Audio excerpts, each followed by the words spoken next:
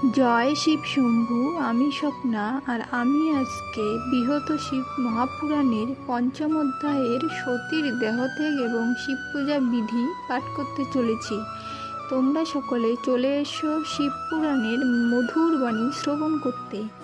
শ্লোক হলো: অজ্ঞানাৎ যদি বা জ্ঞানাজ্য প্রপূজাদিকম ময়া কৃতম ততস্ত সফলম কৃপয়া তব শঙ্কর। এই শ্লোকটির অনুবাদ অনেকটা বড়। এর আগের দিন প্রথম, দ্বিতীয় এবং তৃতীয় পাঠ করেছিলাম, আর আজকে হলো চতুর্থ পাঠ থেকে শুরু করব।